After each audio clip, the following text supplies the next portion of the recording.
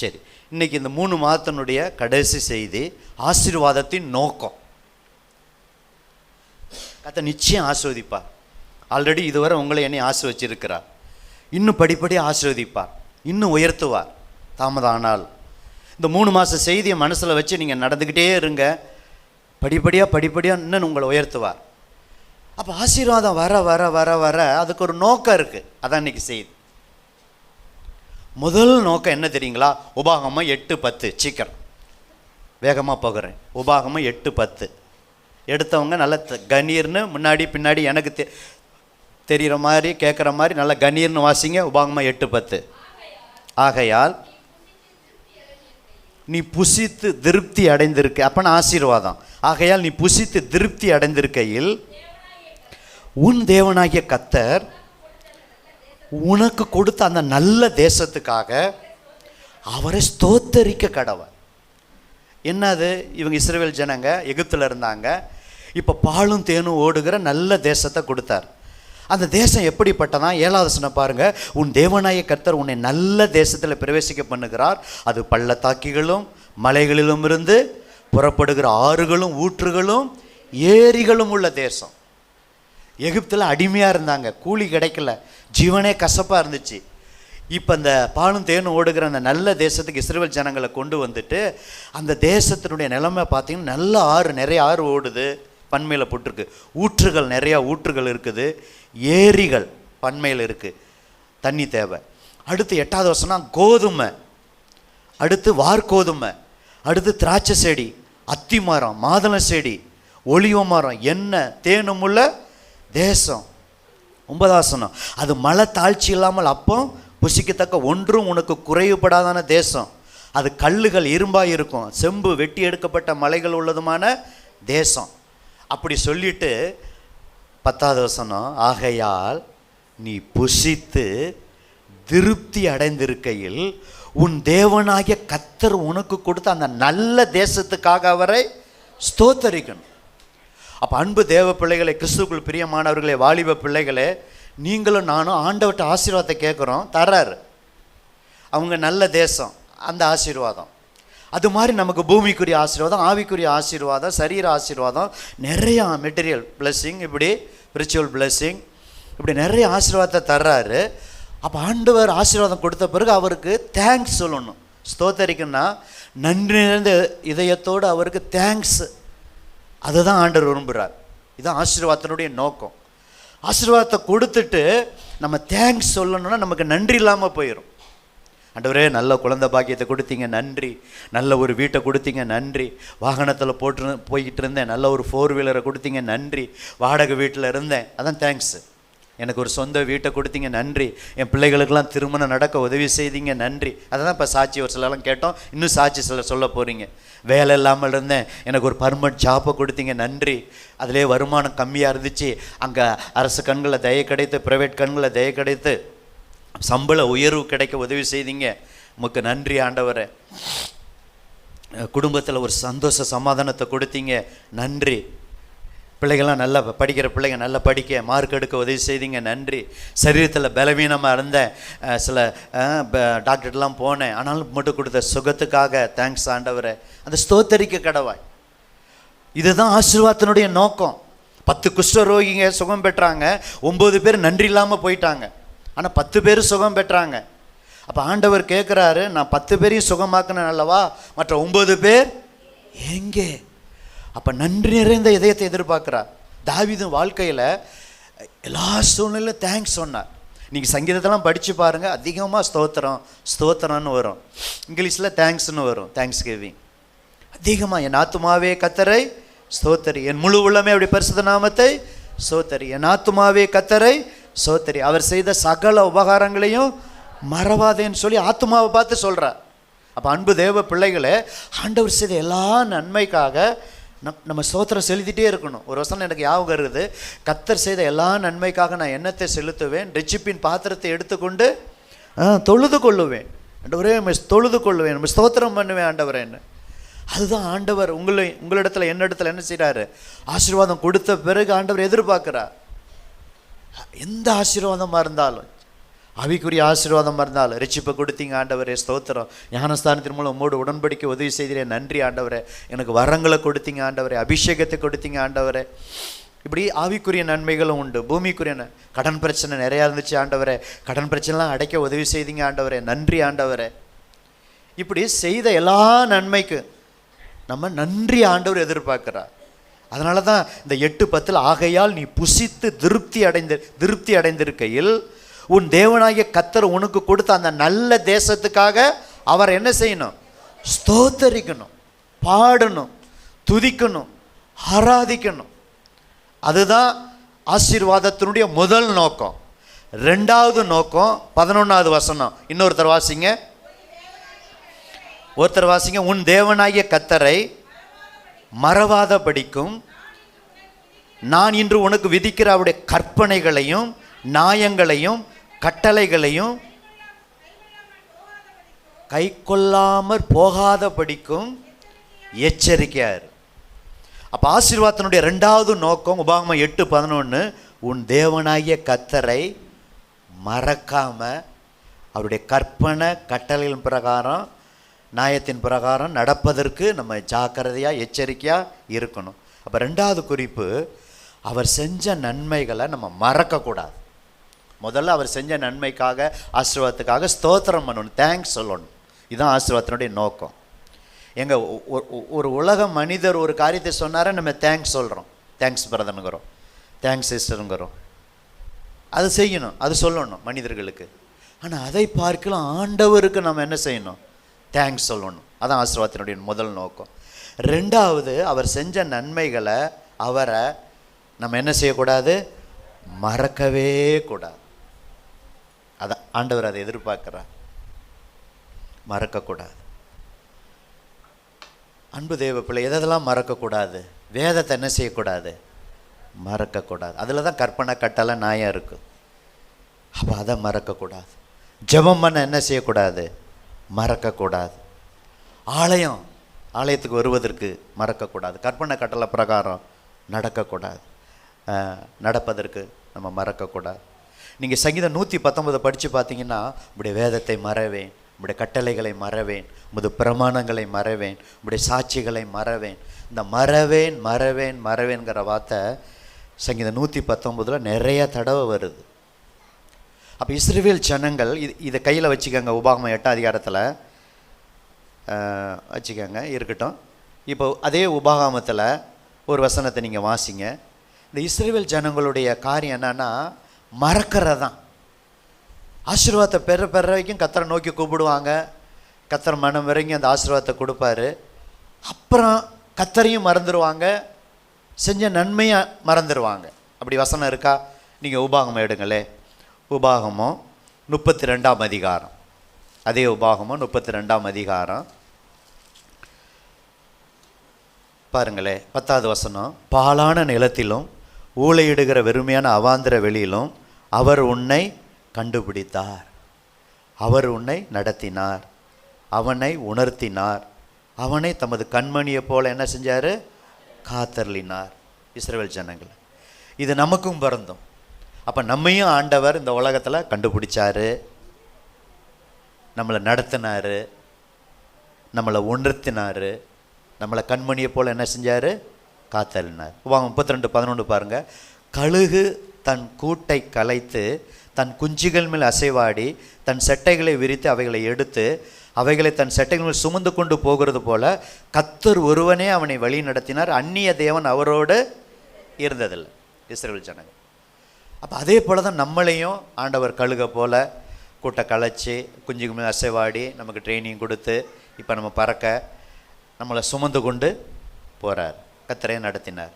13 பாருங்கள். பூமியின் உயர்ந்த ஸ்தானங்களில் அவனை ஏறி வர பண்ணினார், வயலில் விளையும் பலனை அவனுக்கு புசிக்க கொடுத்தார். இதெல்லாம் ஆசீர்வாதம். கண்மலையில் உள்ள தேனையும் கற்பாறையிலிருந்து வடியும் எண்ணெயும் அவர் உண்ணும்படி செய்தார்.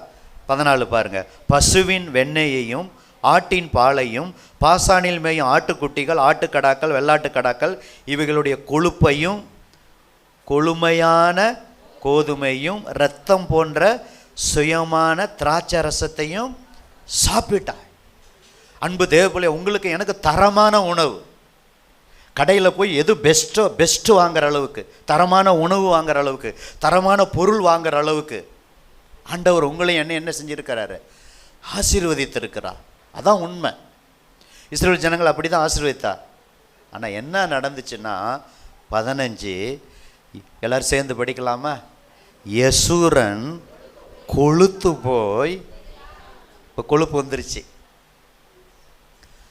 ஆசீர்வாதம் வந்த பிறகு இப்போ இஸ்ரவேல் ஜனங்களுக்கு என்ன வந்துருச்சு? கொழுப்பு வந்துருச்சு.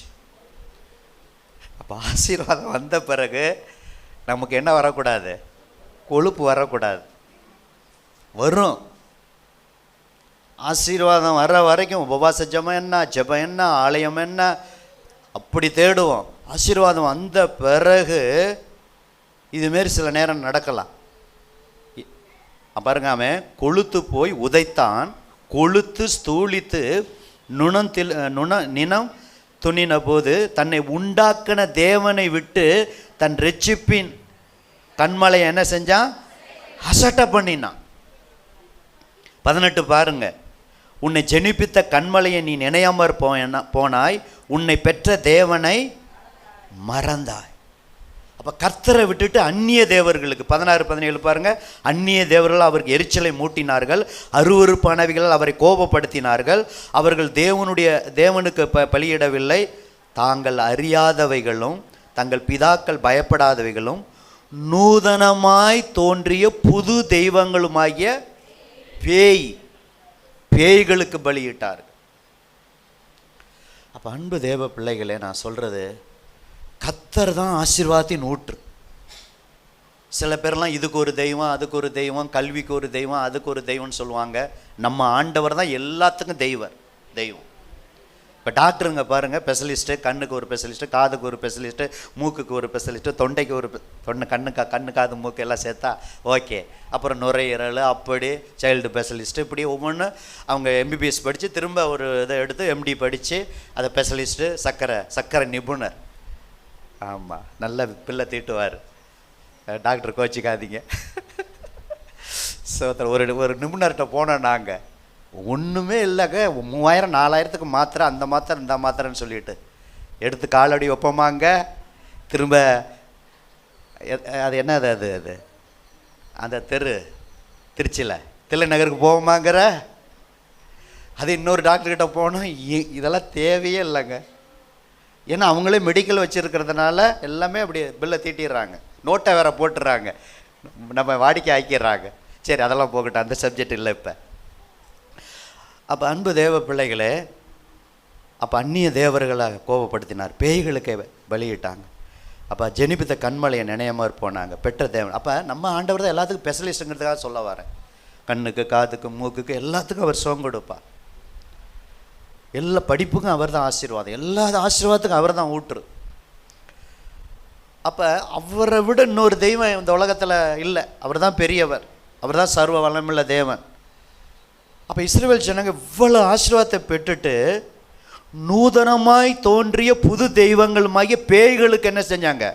பலியிட்டார்கள். 18 உன்னை ஜெனிப்பித்த கண்மலையை நீ நினையாமற் போனாய், உன்னை பெற்ற தேவனை மறந்தா. அப்போ இஸ்ரவேல் ஜனங்க மறந்துட்டாங்க. அப்போ கிரேஸ் IPS சபையார், நீங்களும் நானும் ஆண்டவர் என்ன செய்யக்கூடாது? மறக்கவே கூடாது. இவ்வளோ ஆசீர்வாதத்தை பெற்று மறந்துட்டாங்க. அப்போ ஆசீர்வாதத்தினுடைய நோக்கமே ஆண்டவரை ஆசீர்வாதத்தை கொடுத்து ஆண்டவரை என்ன செய்யக்கூடாது? நீங்களும் நான் மறக்கவே கூடாது. இதுதான் ஆசீர்வாதத்தினுடைய ரெண்டாவது நோக்கம். மூன்றாவது நோக்கம், அதே உபாகமம் 8 நான் கையில் வச்சுக்க சொன்னேன்ல, அங்கே தான் இன்னொரு குறிப்பு இருக்குது. உபாகமம் 8 3வது குறிப்பு இருக்குது. 8:14 13 வாசிங்க சிஸ்டர். அதுதான் அவங்களுக்கு இஸ்ரவேல் ஜனங்களுக்கு ஆசீர்வாதம். ஆடு மாடு வெள்ளாண்மை எல்லாம் வீடெல்லாம் கொடுத்தாரு. அப்போ உன் ஆடு மாடுகள் திரட்சியாகி, பாருங்க, வெள்ளியும் பொண்ணும் பெருகி, இதெல்லாம் ஆசீர்வாதம். வெள்ளியும் பொண்ணு பெருகிறது ஆசீர்வாதம். இப்போ உண்டானவைகள் எல்லாம் எல்லாத்திலுமே மல்டிப்ளை, பெருக்கம், வர்த்திக்கும் போது இப்போ மூணாவது குறிப்பு வருது. ஆசீர்வாதத்தினுடைய நோக்கம், பிரதர், உங்கள் இருதயம், சிஸ்டர், அம்மா, வாலிப தம்பி தங்கச்சி, உங்கள் இருதயம் என்ன செய்யக்கூடாது? மேட்டிமை அடையாமலும். இது 3வது குறிப்பு. பெருமை வரும். ஆசீர்வாதம் வந்த பிறகு ஆட்டோமேட்டிக்காக சில நேரம், எல்லா நேரமும் அல்ல, வாடகை வீட்டில் இருக்கிற ஒரு சொந்த வீட்டை கட்டும்போது ஒரு பெருமை வரும். 2 வீலரில் போகிற ஒருத்தர் 4 வீலரில் போகும்போது ஒரு பெருமை வரும். அப்பப்போ வரும். வரலன்னு யாரும் நீங்கள் சொல்ல முடியாது. அதை தான் நீங்களும் நான் என்ன செய்யணும்? மேற்கொள்ளணும். அப்போ காரில் போகும்போது நம்ம கடந்து வந்த பாதையை திரும்பி பார்க்கணும். அதனால தான் இஸ்ரவேல் ஜனங்களை எகிப்தை நீங்கள் மறக்கக்கூடாது, எகிப்தினுடைய சுபாவம் இருக்கக்கூடாது. ஆனால் எகிப்தை அடிமைத்தான வீடாகிய எகிப்தில் நீங்கள் இருந்ததை நினச்சிக்கங்க, நீங்கள் நினச்சிக்கங்கன்னு ஆண்டவர் திரும்ப திரும்ப அந்த வார்த்தையை நினைப்பூட்டுறா. பிரதர், இப்போ நீங்கள் நல்ல ஒரு மாடி வீடு கட்டியிருக்கலாம், ஆனால் நீங்கள் வாடகை வீட்டில் இருந்ததை நினச்சிக்கங்க. இப்போ டெய்லி வார வாரம் இன்னும் விதவிதமான ட்ரெஸ்ஸு நீங்கள் போடலாம். ஆரம்பத்தில் சில ட்ரெஸ்ஸு வச்சுருந்தீங்களே, அதை நீங்கள் என்ன செய்யுங்க? நீங்கள் நினச்சிக்கங்க. இப்போ குழந்தை பாக்கியம் இருக்கலாம், குழந்தை பாக்கியம் இல்லாத போது நீங்கள் எப்படி இருந்தீங்க, உங்கள் மனது எவ்வளோ வேதனைப்பட்டது, அதை நினச்சிக்கங்க. அப்போ இல்லாதவங்களை அற்பமாக என்ன செய்யக்கூடாது? நினைக்கக்கூடாது. நாம் ஒரு காலத்தில் அப்படி குறைவில் இருந்தோம். ஒருவேளை உங்கள் அப்பா காலத்தில், தாத்தா காலத்தில் அப்படி குறைவாக இருந்திருக்கலாம். இன்றைக்கி அடுத்த ஜெனரேஷன் நீங்கள் ஆசீர்வாதமாக இருக்கலாம். உங்களுக்கு பிறகு உங்கள் பிள்ளைகள் ஆண்டவர் ஆசீர்வதிப்பார். அப்போ எத்தனை ஆசீர்வாதம் வந்தாலும் இருதயத்தில் மேட்டிமை, அந்த ப்ரௌடு, பெருமை என்ன செய்யக்கூடாது? வரக்கூடாது. பாஸ்டர், அப்படி யாராவது ஆசீர்வாதம் கத்திரத்தில் பெற்று பெருமை வந்திருக்கான்னா நிறைய பேர் இருக்கு. ஒரு 2 பேரை யாவப்படுத்துகிறேன். 2 பேரை யாவப்படுத்துகிறேன். 2 நாளாகமம் எடுங்க. 2 நாளாகமம் 26. 2 நாளாகமம் 26. இவங்களாம் நல்லவங்க தாங்க, கற்பனை கட்டளை பிரகாரம் கடைப்பிடிச்சவங்க தாங்க, கர்த்தர் ஆசீர்வதிச்சாருங்க. கொஞ்ச நாள் நல்லா இருந்தாங்க. எடுத்தோன்னே இவங்களுக்கெல்லாம் பெருமை வரலைங்க. ஆனால் கொஞ்ச நாளுக்கு அப்புறம் பார்த்தீங்கன்னா ஆட்டோமேட்டிக்காகவே பெருமை வந்துருச்சு. அது வரக்கூடாதுங்கிறதுக்காக தான் இதை நான் சொல்கிறேன். நீங்கள் 2 நாளாகமம் 26 பார்த்தீங்கன்னா 3வது வசனம், உசியா அரசன் ராஜாவாகிற போது 16 வயது. இங்கே யாராவது 16 வயது இருக்கீங்களா? கையை உயர்த்துங்க. பிள்ளைங்க யாராவது 16 வயது? 16 முடிஞ்சு 17அப்பா, எழுந்து நின்னுங்க. என் பக்கத்தில் வாங்க. இப்போ 16 முடிஞ்சு 17, ஹாப்பி பர்த்டே. ஃபோன்லேயே ஜெபம் பண்ணிக்கிட்டாங்க. தம்பிக்காக சாமுக்காக நான் ஜெபம் பண்ணேன். இப்போ 16 வயசு முடிஞ்சிருச்சு. 17 இந்த வயசில் தான் உசியா என்ன செஞ்சார்? ராஜாவாக மாறினார். நீங்கள் 3வது வசனம் பாருங்கள். 1 வருஷம் 2 வருஷம் இல்லை, 52 வருஷம். இப்போ ஒரு கட்சி 2 தடவை பீரியடில் இருந்தாவே நமக்கு போர் அடிச்சிருச்சு. அடுத்து யாருக்காவது ஓட்டு போடலாம்னு பார்க்குறோம். 10 வருஷம் ஆண்டாவே, 5 வருஷம் இதுக்குள்ளே நம்ம. இந்த மனுஷன் உசியா 16 வயசில் ராஜாவாக மாறி 52 வருஷம் எருசலேமில் என்ன செஞ்சார்? ராஜாவாக இருந்தார். தேங்க்யூப்பா, போய் உட்கார். இவரோட கர்த்தர் இருந்தார். நீங்கள் 5வது வசனம் பார்த்தீங்கன்னா, அவன் கர்த்தரை தேடின நாட்களில் தேவன் காரியங்களாம் என்ன செஞ்சார்? வாய்க்க செஞ்சார். 16 வயசில் ராஜாவாக மாறி கர்த்தரை 16 வயசுல, இள வயசுலே தேட தேட ராஜாவாக மாறிட்டார். தேட தேட காரியம்லாம் வாய்க்க செஞ்சார்னா ஆசீர்வாதம், ஆசீர்வாதத்தின் மேல் ஆசீர்வாதம் ராஜா. அடுத்து இவர் வெள்ளாண்மை பிரியனாக இருந்தார். 10வது வசனம் கீழே பார்த்தீங்கன்னா, அவன் என்ன செஞ்சான்? திராட்சை தோட்டத்தெல்லாம் உண்டாக்கி, வயல்வெளி, பயிர்குடி, கோபுரத்தெல்லாம் கட்டி, அநேக துறவுகளை வெட்டி. 10வது வசனம் கீழே பார்த்தீங்கன்னா, வெள்ளாண்மை பிரியனாக இருந்தான். வெள்ளாண்மையும் கர்த்தர் ஆசீர்வதித்தார். நல்ல ஆசீர்வாதம். நல்லா கவனிங்க. இப்போ நான் விஷயத்துக்கு வர்றேன்.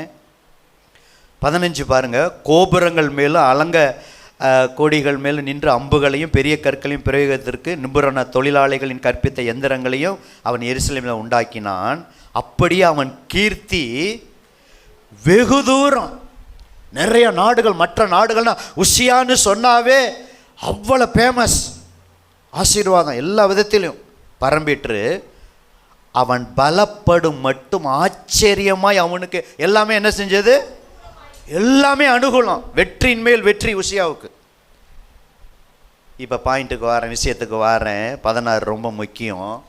அவன் பலப்பட்ட போது தனக்கு கேடுண்டாக மட்டும் அவனுடைய மனம் இப்போ என்ன வந்துருச்சு? மேட்டிமை ஆகி தன் தேவனாகிய கர்த்தருக்கு விரோதமாய் மீறுதல் செய்து தூபபீடத்து மேல் தூபம் காட்ட கர்த்தருடைய ஆலயத்திற்குள் பிரவேசித்தான்.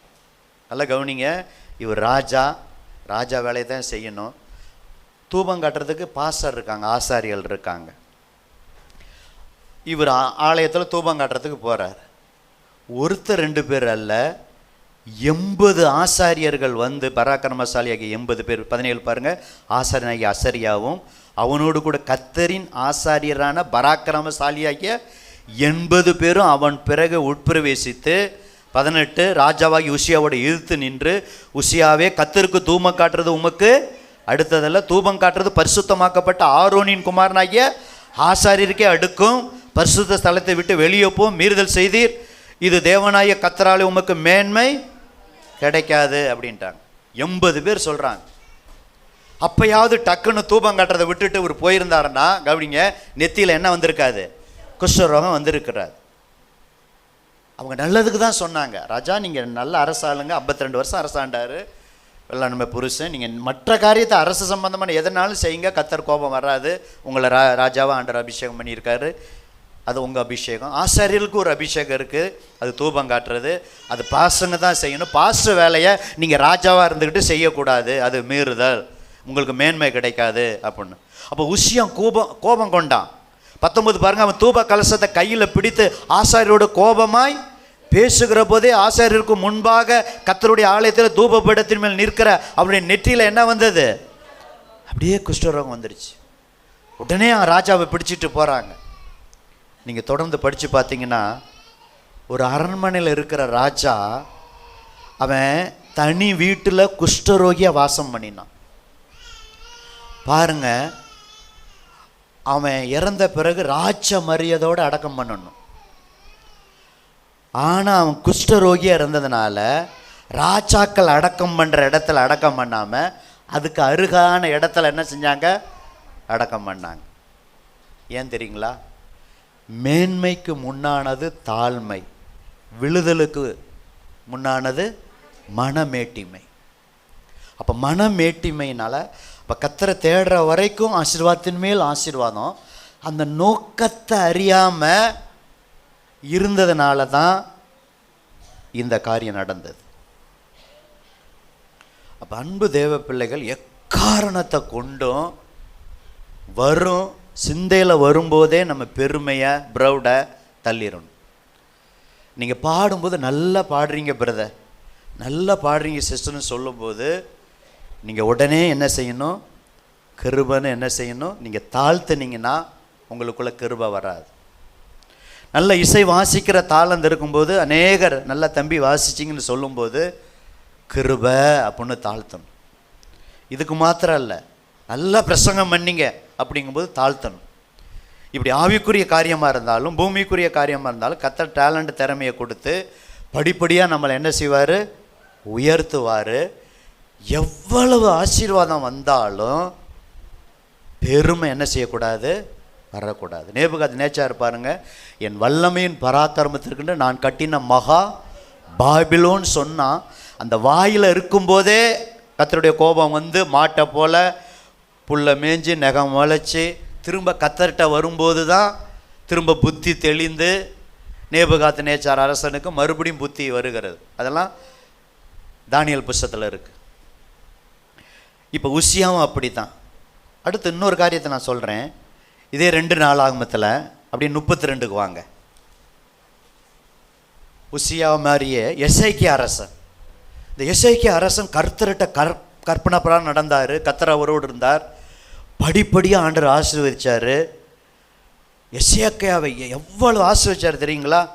நீங்கள் 32, 26, 27 நேரத்தை கருதி நானே படிக்கிறேன், நீங்கள் எடுத்து மட்டும் வச்சுக்கோங்க. 2 நாளாகமம் 32, 26. எசேக்கியாவின் மனமேட்டி நிமித்தம் அவனும் எருசலேமின் குடிகளும் தங்களை தாழ்த்தினபடியினால் கர்த்தருடைய கடுகோபம் எசேக்கியா நாட்கள் அவர்கள் மேல் வரல. ஆனால் 25 பாருங்க, எசேக்கியா தனக்கு செய்யப்பட்ட உபகாரத்துக்கு தக்காய் நடவாமல் மனமேட்டிமை ஆனான். ஆகையால் அவன் மேலும் யூதாவின் மேலும் எருசலேமின் மேலும் கடும் கோபம் மூண்டது. எசேக்கியா அரசனை எப்படி தினமும் ஆண்டவர் ஆசீர்வதிச்சார். 27 பாருங்க. எசேக்கியாவுக்கு மிகுதியான ஐஸ்வர்யம். இப்போ நீங்கள் கஷ்டப்படலாம், ஒரு காலம் இன்னும் மிகுதியான ஐஸ்வர்யத்தை ஆண்டவர் கொடுப்பார். கனம் உண்டாயிருந்துச்சு. வெள்ளி பொண்ணு ரத்தனம் கந்த வர்க்கம் கேடகம் வினோத ஆபரணம் வைக்கும் படியான பொக்கிஷ சாலை.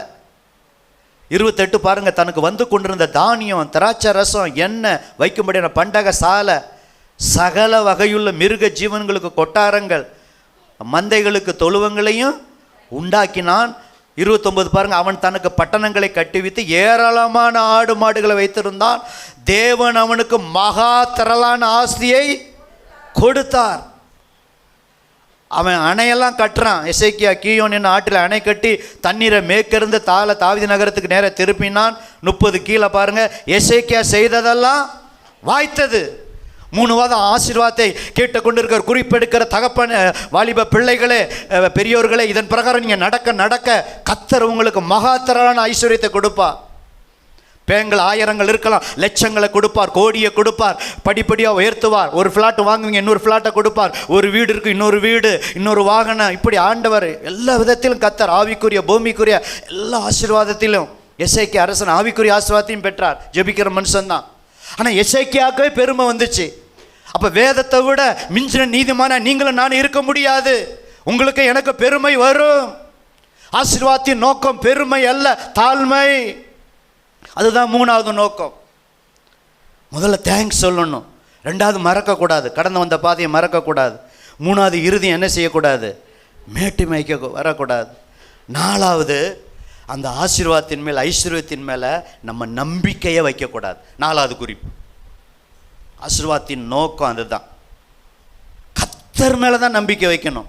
பாஸ்டர் வசன ஆதாரம் இருக்கிறதா 1 தீமோத்தேயு எடுங்க, புதிய ஏற்பாட்டுக்கு வாங்க. பழைய ஏற்பாடு மாத்திரமல்ல, புதிய ஏற்பாட்டிலும் இருக்கிறது. 1 தீமோத்தேயு 6ஆம் அதிகாரம், 1 தீமோத்தேயு 6ஆம் அதிகாரம் 17 எடுத்தவங்க கணீர்னு வாசிங்க. இவ்வுலகத்திலே ஐஸ்வர்யம் உள்ளவர்கள் இருமாப்பான சிந்தை உள்ளவர்களாக இராமல், அதை தியானிச்சிட்டோம். இருமாப்பு இருக்கக்கூடாது, பெருமை இருக்கக்கூடாது, பிரவுடு இருக்கக்கூடாது. இந்த ஐஸ்வர்யெல்லாம் நிலையற்றது. நிலையற்ற ஐஸ்வர்யத்தின் மேல் பிரதர் நம்பிக்கை வைக்காதீங்க. அனுபவிக்க ஐஸ்வர்யம் தேவை, பணம் தேவை, வீடு தேவை, வாகனம் தேவை, பொருள் தேவை, பிள்ளைகளை கல்யாணம் பண்ணி கொடுக்க நகை தேவை, வெள்ளி தேவை, பொண்ணு தேவை, எல்லா பொருளும் தேவை. நான் இல்லைன்னு சொல்லலை. ஆனால் பைபிள் சொல்லுது அதெல்லாம் நிலையற்ற ஐஸ்வர்யம். அப்போ அந்த நிலையற்ற ஐஸ்வர்யத்தின் மேலே நம்ம நம்பிக்கை ஒருபோதும் போயிடக்கூடாது. பொண்ணு மேலே நம்பிக்கை போயிடக்கூடாது. இத்தனை பவுன் இருக்குது, இத்தனை பேங்கில் பணம் இருக்குது, இத்தனை கார் இருக்குது, இத்தனை இது இருக்குது, இத்தனை வீடு இருக்குது, இத்தனை ஃப்ளாட் இருக்குது, இத்தனை பணம், எதன் மேலேயும் நம்ம நம்பிக்கை போயிடக்கூடாது. நம்பிக்கை வைக்காமல் வாசிங்க சார், நல்ல கவனிங்க. நாம் அனுபவிக்கிறதுக்கு சகல நன்மை சம்பூர்ணமாய் நீங்கள் நல்லா அனுபவிக்க அதிகாரம் உண்டு. இந்த உலகத்தில் நீங்கள் உழைச்சிங்க, கஷ்டப்பட்டீங்க, நெத்தி வேர்வை நிலத்தில் சிந்து பாடுபட்டீங்க, வேலையில் போனீங்க, மாதம் வாரம் முழுதும் போனீங்க, 6 நாள் போனீங்க, ஞாயிற்றுக்கிழமை லீவு போனீங்க, எவ்வளோ கஷ்டப்பட்டீங்க. அவங்க வேலையில் ஒவ்வொரு வேலையிலும் பிரச்சனை இருக்குது. அதில் ஆண்டவர் ஆசீர்வாதத்தை தருவார், பணத்தை தருவார், வருமானத்தை தருவார். ஆனால் அந்த பணத்தின் மேலே, பொருளின் மேலே, எதன் மேலேயும் நம்பிக்கை கூடாது. ஆனால் நம்ம அனுபவிக்க அதிகாரம் உண்டு. அதை நம்ம தான் உழைச்சோம், கஷ்டப்பட்டோம், ஆசீர்வாதத்தை ஆண்டவர் கொடுத்தார். வாசிங்க சார். சம்பூர்ணமாய் கொடுக்கிற ஜீவனுள்ள தேவன் மேலே தான் நம்முடைய நம்பிக்கை இருக்கணும். கரங்களை தட்டுங்க, நல்ல உற்சாகமாக கரங்களை தட்டுங்க. எதன் மேலேயும் நம்முடைய நம்பிக்கை இருக்கக்கூடாது, ஆசீர்வாதத்தின் மேலே. அதை கொடுத்த ஜீவனுள்ள தேவன் மேல் we trust in God. எங்களுடைய நம்பிக்கை உண்மை நம்புகிறோம் ஆண்டவரே, நம்பிக்கையே நீங்கள் தான் ஆண்டவரே. பாருங்கள், யோபுக்கு அவ்வளோ பொண்ணு வந்துச்சு. அவர் நான் பொன்னின் மேல் என் நம்பிக்கை வைத்து தங்கத்தை பார்த்து நீ ஆதரவு என்று சொன்னது உண்டானால் தங்கத்தை பார்த்து ஆதரவு சொல்லவே இல்லை. தாவீதுக்கு எத்தனையோ கோல்டு இருந்துச்சு, கோல்டு மேலே நம்பிக்கை வைக்கல. நீரே என் நம்பிக்கை. தாவீது ஒரு இடத்துல சொல்லுகிறார் சங்கீதக்காரன், அநேகம் ஆயிரம் பொன் வெள்ளியை பார்க்கல, நீர் விரும்பின வேதமே நலம். பிள்ளைங்க நல்ல நாடகம் நடித்தாங்க. அகிலா சார் ஒரு பக்கத்தில் பைபிள், ஒரு பக்கத்தில் செல்ஃபோனா. வந்தவர் எதை எடுத்துகிட்டு போனார்? செல்ஃபோனை எடுத்துகிட்டு போயிட்டார். அப்புறம் அடுத்து வந்தவர் எதை எடுத்துகிட்டு போனார்? பணத்தை எடுத்துகிட்டு போனார். அப்புறம் அடுத்து வந்தவர் ஆமாம் மாறி மாறி எடுத்தாலும் ஒருத்தர் பைபிள் எடுத்துகிட்டு போனார். அப்போ பைபிளை திறந்து பார்க்கும்போது பைபிள்லேயே என்ன இருக்குது? கிறிஸ்மஸ் நாடகம் பார்த்தீங்களே, பைபிள்லேயே செல்லு பணம் எல்லாம் தேவை. அப்போ கர்த்தரை தேடனா, வேதத்தை தேடனா எல்லா ஆசீர்வாதமும் அதுக்குள்ளே என்ன இருக்குது? எல்லாம் வெள்ளியும் அவருடையது, பொண்ணும் அவருடையது. புரியுதுங்களா? அப்போ நம்ம நம்பிக்கை அவர் மேலே தான் இருக்கணும். கட்டடத்தின் மேலே நம்பிக்கை பெயரக்கூடாது, எதன் மேலேயும் நம்ம நம்பிக்கை பெயரக்கூடாது. அப்படி நம்ம இருதயம் சாயும். எனக்கு ஒரு வசனம் ஞாபகம் வருது, ஐஸ்வர்யம் விருத்தியானால் இருதயத்தை அதன் மேலே என்ன செய்யக்கூடாது? வைக்காதீங்கன்னே ஒரு வசனம் இருக்குது, இருக்கா இல்லைங்களா? ஐஸ்வர்யம் விருத்தியானால் உங்கள் இருதயத்தை அதன் மேலே என்ன செய்யக்கூடாது? வைக்கக்கூடாதுன்னே வசனம் இருக்குங்க. அப்போ 4 காரியத்தை நான் சொல்லிட்டேன். 5வது நமக்கு ஆசீர்வாதத்தை கொடுத்தது நோக்கம் என்ன தெரியுங்களா? சங்கீதம் 16:2-3 சீக்கிரம். சங்கீதம் 16:2-3. நமக்கு ஏன் ஆண்டவர் நம்மளை ஆஸ்வதிக்கிறார்? ஆசீர்வாதத்தின் மேல் ஆசீர்வாதம், ஐஸ்வர்யத்தின் மேல் ஐஸ்வர்யம், பணத்தின் மேல் பணம், தங்கத்தின் மேல் தங்கம், வெள்ளியின் மேல் வெள்ளி, சுகத்தின் மேல் சுகம், இப்படி ஆசீர்வாதம் ஏன் ஆண்டவர் தராருன்னா, சங்கீதம் 16:2 வாசிங்க சார். என் நெஞ்சமே நீ கர்த்தரை நோக்கி தேவரீர் என் ஆண்டவராய் இருக்கிறீர். என் செல்வம் ஆண்டவருக்கு தேவையில்லைங்க. நம்ம பணம், நம்ம எதுவுமே, எல்லாமே அவர், வெள்ளி பொண்ணு எதுவுமே அவருக்கு தேவையில்லை, எல்லாம் அவர்கிட்டருந்து நம்ம வாங்கினது தான். அதனால தான் தாவீது சங்கீதம் 16 நெஞ்சத்தை பார்த்து சொல்கிறார், என் நெஞ்சமே நீ கர்த்தரை நோக்கி தேவரீர் என் ஆண்டவராய் இருக்கிறீர். என் செல்வம், அந்த செல்வம் தான் ஆசீர்வாதம். அப்போ என்னுடைய செல்வம் உமக்கு வேண்டியதாக இராமல், அப்போ செல்வம் யாருக்கு? அடுத்த வசனம், பூமியில் உள்ள பரிசுத்தவான்களுக்கும் நான் என் முழு பிரியத்தையும் வைத்திருக்கிற மகாத்மாக்களுக்கும் அது வேண்டியதாக இருக்குது என்று சொன்னார். அப்போ நம்ம வெள்ளி பணம் பொருள் எல்லாம் கர்த்தருக்கு தேவையில்லைங்க. ஆனால் ஊழியத்திற்கும் ஊழியக்காரருக்கும் பரிசுத்தவான்களுக்கும் அந்த செல்வம் என்ன? அது தேவை. அதற்காகத்தான் உங்களுக்கு எனக்கு ஆண்டவர் செல்வத்தை கொடுத்திருக்கிறார், ஆசீர்வாதத்தை கொடுத்திருக்கிறார். ஒரு அல்லேலூயா சொல்லாமா? ஆமாம், இதுதான் ஆசீர்வாதத்தினுடைய நோக்கம். கர்த்தருக்கு தேவையில்லை. இப்போ நம்ம காணிக்கை செலுத்துகிறோம், அதை வச்சு அவர் என்ன பண்ண போகிறாரு? எல்லா பேப்பர்லேயும் காந்தி போட்டா இருக்குது, காந்தி மகாத்மான்னு சொல்கிறோம். ஆனால் ஊழியக்காரருக்கு தான் மகாத்மா. இந்த வசனத்தின் பிரகாரம் பரிசுத்தவான்கள் தான் மகாத்மா. என்னைக்காவது அதை உணர்ந்திருக்கீங்களா? நம்ம மகாத்மா காந்திங்கிறோம், இன்னமும் சொல்லணும் மகாத்மா இந்த பாஸ்டர், மகாத்மா இந்த பாஸ்டர்னு சொல்லணும். என்ன புதுசாக சொல்கிறீங்களே அப்படின்னா இந்த வசனத்தை என்ன கண்ணணும் காட்டணும். சங்கீதம் 16:3 என் முழு பிரியத்தையும் வைத்திருக்கிற மகாத்மாக்களுக்கு. ஊழியக்காரர் தாங்க மகாத்மா. காந்தி மகாத்மா தான். இந்தியாவுக்காக சுதந்திரத்துக்காக பாடுபட்டார். அதனால தான் எல்லா நோட்டிலையும் அவர் இருக்கார். 2000 நோட்லேயும் இருந்தார், 2000 முடக்கிட்டாங்க. இப்போ என்ன நோட்டு தான் இருக்குது? 500 தான் எங்கே பார்த்தாலும் புழங்குது. இதுதான் இப்போ 1000 கூட போயிடுச்சு. அப்புறம் எல்லாத்திலையும் அவர் போட்டார் மகாத்மா. அவர் இந்தியாவுக்காக மகாத்மா தான். ஆனால் பைபிள் பிரகாரம் மகாத்மா யார் தெரியுங்களா? ஊழியக்காரர். அதை தான் நம்ம செய்கிறோம். மிஷினரிக்காக, நம்ம மாதம் எஃப்எம்பி மிஷினரிக்காக, நம்ம மிஷினரிக்காக ஒரு 6000 அதை பிரித்து அதை நம்ம என்ன செய்கிறோம்? கொடுக்குறோம். அது இல்லாமல் நீங்கள் பொதுவான அங்கே காணிக்கை, தசம பாகம், பொருத்தனை, இந்த ஊழியத்தை நீங்கள் என்ன செய்கிறீங்க? தாங்குறீங்க. இதுக்கு தாங்க நம்ம செல்வோம். நீங்கள் அனுபவிக்கணும். நீங்கள் வாடகை கொடுக்கணும், பிள்ளைய படிக்க வைக்கணும், நீங்கள் சேமித்து வைக்கணும். முழுசையும் ஆண்டவர் கொடுக்க சொல்லலை. அந்த ஆசீர்வாதத்தினுடைய ஒரு பகுதியை தான் பைபிள் பிரகாரம் தசம பாகமாக, பொருத்தனையாக, நன்றி காணிக்கையாக, இப்படி பல விதத்தில் ஏழை இப்படி நம்ம என்ன செய்கிறோம்? மிஷினரிகளுக்காக அப்படி நம்ம என்ன செய்கிறோம்? கொடுக்குறோம். இதுக்கு தான் இதுதான் ஆசீர்வாதத்தினுடைய நோக்கம். தாவீது பாருங்கள், ஆலயத்தை கட்ட புல் ஃப்ரீண்ட்லாம் வாங்கிட்டார், இடம் வாங்கிட்டார்.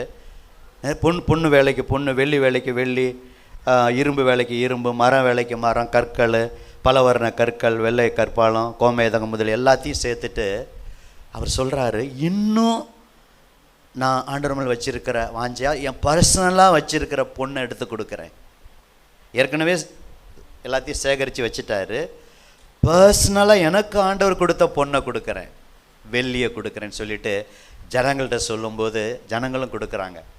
அப்போ ஒரு வார்த்தை சொல்கிறாரு, அந்த வார்த்தையை மட்டும் படிச்சுட்டு அடுத்த குறிப்புக்கு போகிறேன். 1 நாளாகமம் 29 எடுங்களே. இப்படி தான் நீங்களும் நானும் எவ்வளோ காணிக்க ஊழியத்துக்கு செலுத்தினாலும் இந்த தாவீதை போல நம்ம சொன்னாதான் ஆசீர்வாதத்தினுடைய நோக்கம், அதான் சரியான நோக்கம். புரியுதுங்களா?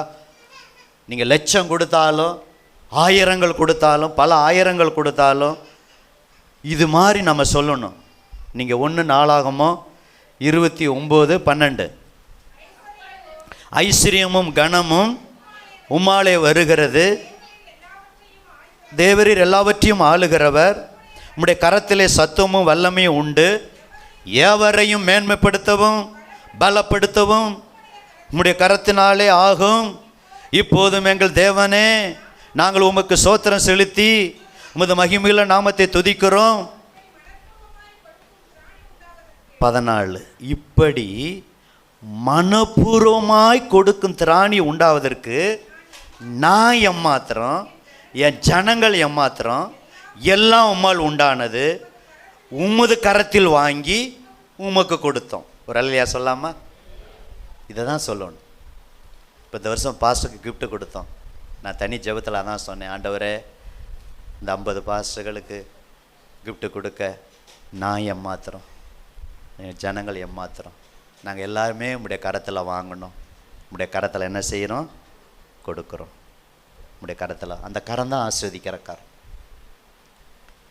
அப்போ பெருமை நமக்கு வராது. 17 கூட, என் தேவனே, நீர் இருதயத்தை சோதித்து உத்தம குணத்தில் பிரியமாக இருக்கிறேன் என்பதை அறிவேன். இவைகளெல்லாம் நான் உத்தம இருதயத்தோடு மனப்பூர்வமாய் கொடுத்தேன். இப்பொழுது இங்கே இருக்கிற உம்முடைய ஜனமும் உமக்கு மனப்பூர்வமாய் கொடுக்கறதை கண்டு சந்தோஷித்தேன். அப்போ தாவீதும் சந்தோஷமாக ஊழியத்துக்கு கொடுத்தாரு, ஆலயம் கட்ட, ஜனங்களும் கொடுத்தாங்க. அப்படி தான் இந்த 25 வருஷ ஊழியத்தில் நீங்களும் நானும் அவருடைய கரத்தில் வாங்கி தான் சிறுதுளி பெருவெள்ளம் போல் ஒவ்வொரு காரியத்துக்கு நம்ம கொடுக்க கொடுக்க ஆலயத்தினுடைய ஒவ்வொரு காரியமும் நடந்திருக்கிறது, இன்னும் நிச்சயமாக நடக்கும். இதுக்கு தான் கர்த்தர் நம்மளை ஆசீர்வதிச்சிருக்கு. இதுதான் ஆசீர்வாதத்தினுடைய நோக்கம்.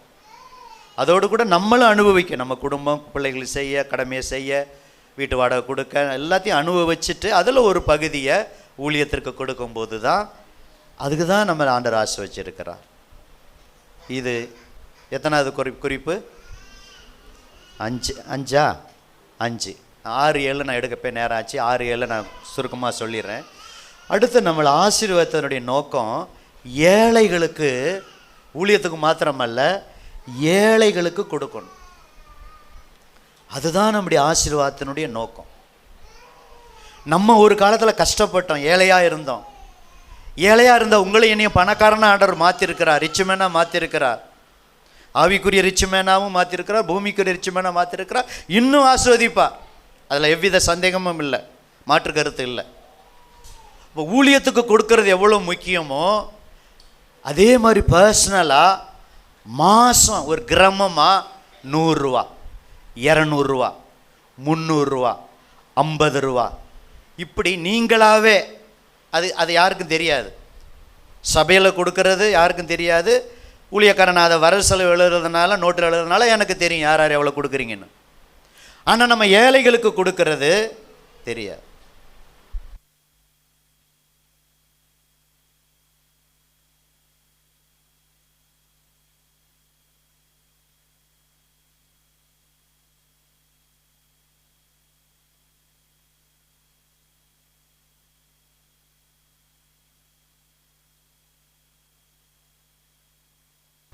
ரிச்சா தொழிலாடைய மகன் படிக்க பீஸ் இல்லைன்னொன்னே தன் கழுத்தில் இருக்கிற செயின் என்ன செஞ்சார்? கலட்டி அப்போவே நடிக்க வரத்துக்கு முன்னாடியே கொடுத்தார். அப்பா கேட்கும்போது சாக்பாக்கு சொல்லார். அப்புறம் அப்பா கண்டுபிடிச்சார், அடிலாம் வாங்கினார். ஆனாலும் தான் செயினை ஒரு ஸ்கூல் பீஸ் கட்ட கொடுத்தார். அப்பையிலேருந்து அந்த இறக்க குணம் இருந்ததுனால தான் கத்தரை ஒரு கட்சி ஆரம்பித்து அந்த அளவுக்கு மற்ற கட்சிகளோடு ஓட்டு வாங்குற அளவுக்கு பயிர்த்தினார். நான் எதுக்கு சொல்கிறேன்னா, ஒரு உலகத்தாருக்கே அந்த இறக்க சுபாவம். அன்றைக்கி ஒரு ஹாஸ்பிட்டலில் போகிறேன், அன்பளிப்பு captain Prabhakar, captain Vijayakanth, captain Vijayakanth அப்படின்னு போட்டிருக்கு. எங்கே விழா நடந்தாலும் அங்கே இருக்கிற ஏழை ஜனங்களுக்கு நோட்டு புத்தகம் அதை கொடுத்து, அப்படி நான் எதுக்கு சொல்கிறேன்னா, நான் விஜயகாந்த் கட்சி இல்லை, இப்போ சமீபத்தில் அவர் மரித்ததுனால அவருடைய சுபாவத்தை சொல்கிறேன். அப்போ உலகத்தாருக்கே அந்த சுபாவம் இருக்கும்போது கர்த்தருடைய பிள்ளைகளாகிய நமக்கு அப்படி திக்கற்றவர்களுக்கு, சிறுமையானவர்களுக்கு, ஏழைகளுக்கு, அதுதான் ஆசீர்வாதத்தினுடைய நோக்கம். ஒரு 4 பணக்காரரை சொல்லட்டுங்களா? எடுக்காமல் சொல்கிறேன். சகேயு ரட்சிக்கப்பட்ட பிறகு குறிப்பெடுக்கிறேன், எடுத்துக்கொள்ளுங்க. சகேயு அவர் சொல்கிறாரு, என் ஆஸ்தியை பாதியை, பார்த்தீங்களா, அது வரைக்கும் அவருக்கு அந்த எண்ணமே இல்லை. எப்போ ரட்சிப்புக்குள்ளே வந்தாரோ, சகேயு இன்கம் டேக்ஸ் கலெக்டர், பாதியை இவனிடத்துல அநியாயம் வாங்கினா நாளை தனியாக திரும்ப செலுத்துறேன், அந்த ஏழைக்கு பாதி கொடுக்குறேங்கிறார். பார்த்தீங்களா? அடுத்து இன்னொரு பணக்காரன் சொல்லட்டுங்களா? பணக்காரன் பேர் போடலாங்க, லாசர். பணக்காரன் ஐஸ்வர்யமாக லாசர், 2 பேருமே மரிக்கிறாங்க. லாசர் எங்கே போகிறாரு? ஆபிரகாம் மடியில் தேற்றப்படுறார். இந்த பணக்காரன் நரகத்தில் போய் ஒரு சொட்டு தண்ணி கூட கிடைக்காம வேதனைப்பட்டான். அவன் என்னங்க தப்பு பண்ணுனா? சர்ச்சுக்கு போகாமல் இருந்தாரா? அவருக்கு தானே ஆண்டவர் ஆசீர்வாதத்தை கொடுத்தாரு. அவன் சம்பூர்ணமாக சாப்பிட்டான், தப்பா? விதவிதமாக ட்ரெஸ்ஸு போட்டார், அவர்கிட்ட இருக்க ட்ரெஸ்ஸு போடுறாரு, தகுதி தகுந்த மாதிரி, தப்பா? அதெல்லாம் கிடையாது. ஆனால் அதே வாசலில் உட்காந்துருந்த ஏழை லாசரு புண்ணை நாயின் பருக்கள் நக்கிருந்துச்சு, பார்த்தீங்களா? அந்த ஏழைகளை குறித்து கேர் இல்லாதது தான் ஒரு காரியம். 2 பேரும் மரிக்கிறாங்க. இவருடைய மரணம் முனிசிபாலிட்டி வந்து அடக்கம் பண்ணியிருக்கும். இவருடைய மரணம் ஐயர்மாரெலாம் வந்திருப்பாங்க. வேறு வழி இல்லை, பாஸ்டர்களுக்கு பொய் சொல்கிற நேரம் பாடியை வச்சுக்கிட்டு தான். கெட்டதெல்லாம் சொல்ல முடியுமா? சண்டைக்கு வந்துடுவாங்களே, ஏயா உன்னைய கூப்பிட போய் ஜெபம் பண்ண கூப்பிட்டா அவர் பண்ண கெட்டதை சொல்கிறேன்னு. அதனால் இவர் கர்த்தருக்குள் நித்திரை அடைந்தார், இவர் நிச்சயமாக இளைப்பாறிக்கிட்டு இருப்பார், இவர் பரலோகத்தில் இருப்பார். பாஸ்டர் வேணால் சொல்லலாம், ஆனால் பணக்காரன் எங்கே இருந்தார்? நரகத்தில் போய் ஒரு சொட்டு தண்ணி கூட கிடைக்காம இருந்தார். அதில் பல போடல விவரமாக, ஆனால் உண்மையாக அந்த ஏழையை குறித்து கேர் இல்லாதான் நான் நினைக்கிறேன். அதான் உண்மையும் கூட. இன்னொரு பணக்காரன் நான் சொல்லட்டுங்களா? நித்திய ஜீவனை சுதந்திரத்துக்குள்ளே என்ன செய்யணும்னு சொன்னால் முழங்கால் போட்டான். ஆண்டவர் கடன்னு சொல்கிறாரு, தந்தை தாயை கண்ணம் பண்ணணும், பொய் சாட்சி சொல்லாமல் இருக்கணும், உபச்சாரம் பண்ணக்கூடாது, கொலை செய்யக்கூடாது. அவன் சொல்கிறான், இதெல்லாம் நான் சின்ன வயசுலேருந்தே செய்கிறேன். உன்னிடத்துல கவனிங்க, உன்னிடத்துல இன்னும் ஒரு குறை இருக்குப்பான்னுங்கிறாரு. என்னன்னு கேட்குறான் அவன், தாழ்மை. அப்போ நித்திய ஜீவனை சுதந்திரிக்கணும்னா உனக்கு இருக்கிறத விட்டு ஏழைகளுக்கு தரித்திரருக்கு கொடுன்னு சொன்னோன்னு முகநாடி வேறுபட்டு போச்சு. அது வரைக்கும் சந்தோஷமாக வந்தவன், முழங்கால் போட்டவன், பணக்காரன், இவ்வளோ கற்பனையை கடைப்பிடிச்சவன். இதுவும் கற்பனை, ஏழைகளுக்கு கொடுப்பது கற்பனை, ஏழைகளுக்கு இறங்க கர்த்தருக்கு கடன். அப்போ கிறிஸ்மஸ் நாட்களில் மாத்திரமல்ல, ஜனவரி மாதத்தில் ஒரு 100 ரூபா யாருக்காவது செய்யணும், 200 ரூபா செய்யணும். உங்கள் தகுதி தகுந்த மாதிரி ஒரு 500 ரூபா எப்படி காணிக்கை மற்றது கொடுக்குறீங்களோ கர்த்தருக்கு ஊழியத்துக்கு வசனத்தின் பிரகாரம். இதுதான் ஆசீர்வாதத்தினுடைய நோக்கம். கொர்நேலியு 100 பேருக்கு அதிபதி, தானம் தர்மம் பண்ணார். அவளை சம்பளம் வாங்கி செல்பிஷாக சுயநலமாக இல்லை, கொர்நேலியு தானம் தர்மம் பண்ணார். தபித்தாளுங்கிற தொற்கால் சிசி அநேக தான தர்மங்களை மிகுதியாக செய்தார். அதனால தான் அந்த அம்மா இறந்த பிறகு இன்னும் உயிரோட வாழணும்னு சொல்லி பேதுருவை அனுப்பி உயிரோட எழுப்புகிறார். அப்போ அன்பு தேவ பிள்ளைகளை, ஏழைகளை குறித்து ஆண்டவர் எப்பொழுதுமே அவருக்கு கண்ணு இருக்கும். நம்முடைய தேவன் ஏழைகளின் தேவன், ஒரு அலையில சொல்லாமா, திக்கற்ற பிள்ளைகளின் தேவன், விதவைகளின் தேவன். அப்போ ஏழை, விதவை, அனாதைகள், இதை குறித்த ஒரு கேர் உங்களுக்கு இருக்கணும். அப்படி நீங்கள் செய்யலைன்னா அதுமாரி நடத்துகிற ஆர்ஃபனேஜை கண்டு உங்களால் இயன்ற உதவிகளை செய்யலாம். உங்களுக்கு ஹாப்பி பர்த்டே திருமண நாள் வரும்போது நம்ம பிரதர் செல்வராஜ் இருக்காங்க, அங்கே போய் நீங்கள் என்ன செய்யலாம்? ஒரு சாப்பாடு கொடுக்கலாம். முதியோர் இல்லத்துக்கு போனோம், புதுருத்தமில் இருக்குது, அங்கே போய் ஒரு சாப்பாடு கொடுக்கலாம். அதெல்லாம் செய்ய மாட்டேன். நான் எங்கள் வீட்டுக்காரரு ஹக்கிங் பிரியாணி வாங்கிட்டு வந்து அப்படியே அமுக்கி அப்படியே தண்ணியை குடிச்சு விட்டு அப்படியே படுத்துருவோம். அது இல்லைங்க. அந்த பிரியாணி 4 பிரியாணி கடையில் போனால் எவ்வளோ ஆகுங்கிறத, அதை எவ்வளோ பிரதர் ஆகும் எவ்வளோன்னு சொல்லி நான் இந்த 2 ஆஃப்ரேஞ்சு சொல்லலை. இன்னும் உங்களுக்கு லைக் விருப்பப்படி எங்கெங்கெல்லாம் உங்களுக்கு இருக்கிறதோ அப்படி நீங்கள் என்ன செய்யலாம்? பண்டிகை நாட்களில் தரல, உங்களுடைய மற்ற நாட்களில் செய்யலாம், தனிப்பட்ட விதத்தில் செய்யலாம். மாதம் ஒரு தடவை கஷ்டப்படுறவங்களை ஒருத்தருக்கே கொடுக்க வேண்டாம், அப்படி மாறி மாறி என்ன செய்யலாம்? அப்படி நீங்கள் கொடுக்கலாம். இதுதான் ஆசீர்வாதத்தினுடைய எத்தனாவது நோக்கம்? 6. 7 சொல்லி முடிக்கிறேன். அப்பாடா 7 வந்துருச்சு. ஏழை சொல்லாமல் பாஸ்டர் பிடிக்க மாட்டார். ஏழு என்ன தெரியுங்களா? உங்கள் குடும்பத்தில் குறை உள்ளவர்களுக்கு. இப்போ உங்கள் குடும்பத்தில் அண்ணன் தம்பி நீங்கள் 4 பேர் உங்களை ஆண்டவர் டாப்பில் வச்சுட்டார். உங்கள் அண்ணன் தம்பிலாம் கஷ்டப்படுறாங்கன்னா முழுசும் சொத்தை கொடுக்க வேண்டாம். அவங்களுக்கு ஒரு குறைவு வரும்போது உங்களால் என்ன செய்ய முடியுமோ அப்படி கொடுக்க தான் ஆண்டவர் உங்களை ஆசை வச்சுருக்கிறார். ஒரு அலையிலையா சொல்லாமா? வசன ஆதாரம் இருக்கா? யோசேப்பு, எங்கள் யோசேப்பை தூக்கி குழியில் போட்டாங்க, 20 வெள்ளிக்காசுக்கு விற்றாங்கங்க. யோசேப்பு இப்போ டாப்பில் ஆசீர்வாதத்தின் மேல் ஆசீர்வாதம், ராஜாவுக்கு அடுத்த ஸ்தானத்தில் ஆசீர்வாதத்தை பெற்றார். அதான் ஆசீர்வாதத்தின் நோக்கம். அவர் நினச்சிருந்தா அந்த பஞ்சத்துக்காக எல்லாம் வந்தாங்க, எல்லாத்தையும் பிடிச்சி என்ன போட்டிருக்கலாம், ஜெயிலில் போட்டிருக்கலாம், பழி வாங்கியிருக்கலாம். யோசேப்பு பழிக்கு பழி வாங்கலை. கர்த்தர் என்னை ஆசை வச்சிருக்கிறார். இந்த ஜீவரச்சனை செய்யும்படி ஆண்டவர் என்னை எகிப்துக்கு முதல்ல கொண்டு வந்துட்டார். எல்லாம் ஓன் பிரதர் தான், அவங்க இதே தெரியாமல் செஞ்சுட்டாங்க, நான் மன்னிச்சிடுறேன். என்னை தூக்கி குழியில் போட்டாங்க, வெறுத்துட்டாங்க, ஒரு மிருகம் அடிச்சுட்டு எங்கள் அப்பாட்ட பொய்யெல்லாம் சொல்லிட்டாங்க, எல்லாம் பண்ணிட்டாங்க, துரோகம் பண்ணிட்டாங்க, தன வருஷம் தான் அங்கே இருந்தேன், எல்லாத்தையும் மறந்து மன்னிச்சு அப்பாலாம் இருக்காருன்னு கேட்டு நல்லா கவனிங்க. அந்த எகிப்திலேயே கோசேன்ங்கிற நாடு, கோசேன் நல்ல ஆடு மாடுக்கு நல்ல விளையிற தண்ணி நிறைஞ்ச எத்தனையோ இடத்த கொடுக்கல, பெஸ்ட்டை கொடுத்தார். 130 வயதில் யாக்கோப்பு அங்கே வர்றாரு. பார்வோன் கேட்கும்போது வயசு என்னங்கன்னு கேட்கும்போது யாக்கோப்பு சொல்கிறார், எனக்கு 130 வயது, பரதேசியாக வந்தேன், எனக்கு 130ன்னு. 17 வருஷம் அப்பாவை வச்சு ராஜ மரியாதையோட யோசேப்பு கவனிக்கிறார். ஒரு அலையிலையா சொல்லாமா?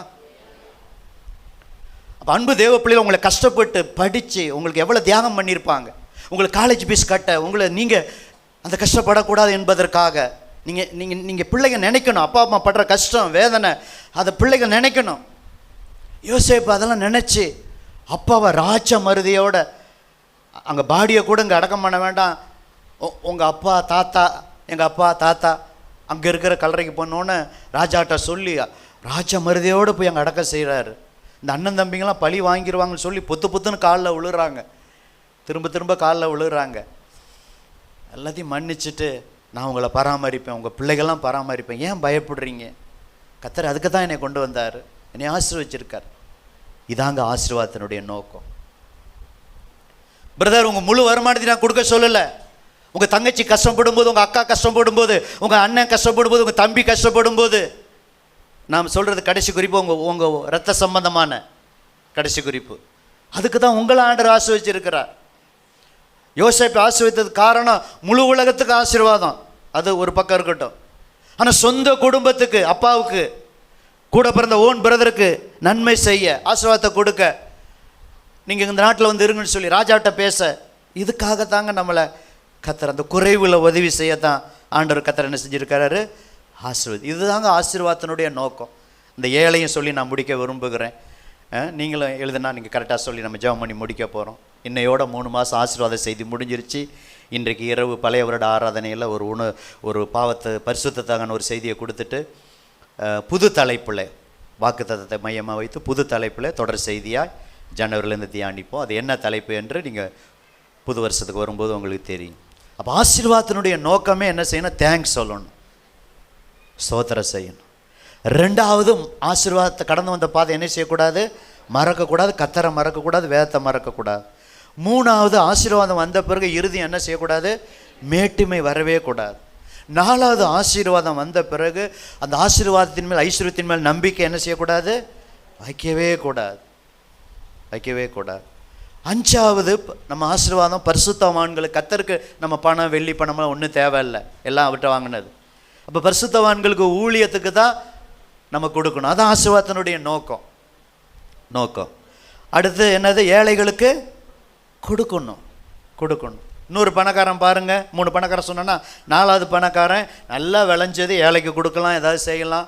அப்படியே இடித்து பெருசாக கட்டி, ஆத்துமாவே அநேக வருஷம் உனக்காக இருக்குது, புசித்து குடித்து நீ பூரிப்பா இருன்னு சொன்னோன்னு ஆண்டவர் சொன்னார், இன்றைக்கு என்னோடு மதிகடனே இன்றைக்கு ராத்திரி உன் ஆத்மா எடுத்து கொள்ளப்பட்டால் நீ சேகரித்தது யாருடையதுங்கிற. புரியுதுங்களா? அப்போ சகைவை தவிர 3 பணக்காரன் செல்ஃபிஸாக தான் இருந்திருக்கிறாங்க, சுயநலமாக. 4 பணக்காரன் சொன்னேன். ஆசீர்வாதத்துடைய நோக்கம், பணக்காரராக மாற்ற நோக்கம் ஏழைகளுக்கு கொடுக்கணும். உலகத்தார் செய்கிறாங்க, அவங்க பைபிளை படிக்கலை. அதை விட நம்ம அதிகமாக செய்யணும். கைக்கு தகுந்த, விரலுக்கு தகுந்த வீக்கம் மாதிரி நம்ம வருமானத்தை தகுந்த மாதிரி நம்ம செய்யணும். கொஞ்சத்தில் ஆரம்பிக்கணும். இது கிராமமாக செய்யணும், கிராமமாக செய்யணும். ஓகே, கடைசியாக என்னது, நம்ம குடும்பத்தில் குறை உள்ளவர்களுக்கு கஷ்டப்படும் போது அண்ணன் இதை வச்சுக்காங்க, ஒரு 10,000 வச்சுக்காங்க, ஒரு 5,000 வச்சுக்காங்க, 2,000 வச்சுக்காங்க. ஏன்னா உங்களை ஆண்டவர் ஆசீர்வதிச்சிருக்கார். இல்லைப்பா நான் திருப்பி கொடுக்குறேன்னா, இல்லை நான் வேண்டாண்ணே வச்சுக்கோங்க, கர்த்தர் என்னை ஆசீர்வதிச்சிருக்கார். இல்லை ரொம்ப பிடிவாதம் கொடுத்தா நீங்கள் வாங்கிக்கோங்க, தவறாக இல்லை. ஆனால் அந்த குறைவில் என்ன செய்யணும், அதுக்கு தான் ஆண்டவர் நம்மளை ஆசீர்வதிச்சு வச்சுருக்கார். இந்த 7 காரியம்தான் நம்ம ஆசீர்வாதத்தினுடைய நோக்கம். இதை நீங்கள் வாழ்நாள் முழுதும் இன்னும் உங்களை ஆண்டவர் ஆசீர்வதிக்க இந்த 7 காரியத்தை செஞ்சுக்கிட்டே இருங்க. இன்னும் ஆண்டவர் உங்களை ஆசீர்வாதத்தின் மேல் ஆசீர்வாதத்தை கொடுத்து அநேகருக்கு, சபைக்கு, சமுதாயத்துக்கு, தேசத்துக்கு அநேகருக்கு உங்களை ஆசீர்வாதமாக வைப்பார். அல்லேலூயா. இந்த 3 மாதம் ஆண்டவர் என்னோடு பேசினார். இந்த கடைசி செய்தியின் மூலமாக ஆண்டவர் ஆசீர்வாதத்தின் நோக்கம் என்னோடு பேசினார் சொல்கிறவங்க மாத்திரம் எழுந்து நின்றுங்க, மற்றவங்களாம் உட்காருங்க. பாஸ்டர் இப்படி சொல்லிட்டீங்களே.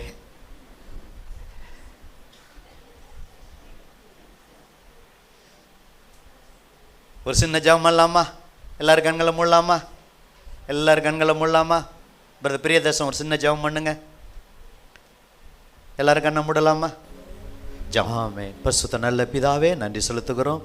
3 மாதமாக எவ்வளவு நீங்கள் சொல்ல முடியுமோ ஆசீர்வாதத்துக்கான நிபந்தனைகள்லாம் சொல்லி உண்மையுள்ள மனுஷன் பரிபூர்ண ஆசீர்வாதங்களை பெறுவான். இப்படி பல தலைப்பில் எங்களோடு பேசி கடைசியாக நிறைவாக இவ்வளோ ஆசீர்வாதத்தினுடைய நோக்கம் என்ன என்று ஒரு 7 முக்கியமான காரியத்தை நீர் பேசினீர். அதை நாங்கள் அப்படியே வாழ்நாள் இறுதி வரை செய்ய உதவி செய்யுங்கப்பா. பிள்ளைகளை வாழ்த்தி ஆசீர்வதிக்கிறேன். ஆண்டவரே எல்லாரையும் ஆசீர்வதியும், சரீர சுகம் தாரும், எதிர்காலத்தை பொறுப்படுத்திக் கொள்ளுங்க. ஆண்டவரே போய் சாப்பிட்டு நல்ல ஒரு தூக்கம் தூங்கி, ஆண்டவரே 10 மணிக்கல்ல 9:50 சரியான நேரத்துக்கு முன்பாகவே ஆரம்பத்திலேருந்தே இனி லேட்டாக யாரும் வரக்கூடாது.